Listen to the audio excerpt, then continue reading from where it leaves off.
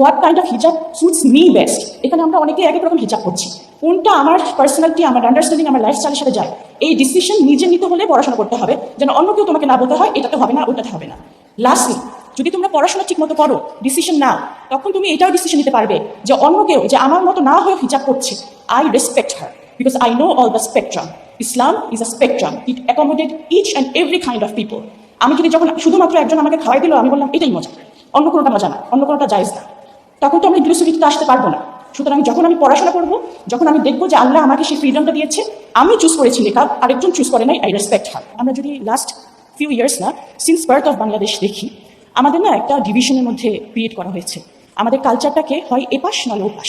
তুমি যদি ইসলাম মানো, তুমি যদি রিলিজিয়াস হও, তাহলে তুমি বাঙালি না, আর তুমি বাঙালি হলে তুমি রিলিজিয়াস না, বা তুমি রিলিজিয়াস সিম্বলকে ওন করতে পারবে না। একটা কথা আমাদের সবসময় মাথায় রাখতে হবে যে এই যে আমাদেরকে একজন ডিক্টেট করে দিল তোমার আইডেন্টিটি কি, সেটা আমাদের ভাঙার সময় চলে এসেছে। এই যে হিজাব যে ইন্টারন্যাশনালি আমরা আজকে পালন করছি, সেটা শুরু হয় ওয়ার্ল্ড হিজাব অর্গানাইজেশন নামে একটা অর্গানাইজেশনের মাধ্যমে। তো আলহামদুলিল্লাহ, আল্লাহর অশেষ রহমতে সেই অর্গানাইজেশনের সাথে আমি যুক্ত আছি এবং লাস্ট 3 ইয়ার্স ওদের সাথে আমার কাজ করা হয়েছে। তো ওদের সাথে যখন কাজ করছিলাম, 80% ওরা হচ্ছে ইউকে, ইউএসএ এইসব জায়গা থেকে উঠে আসা। বিশেষ করে ফার্স্ট যে মেয়েটা শুরু করে, নাজমা, ও হচ্ছে ইউকেতে ডিসক্রিমিনেশন হয়েছিল দেখেই ও ফার্স্ট এই অর্গানাইজেশনটা শুরু করে।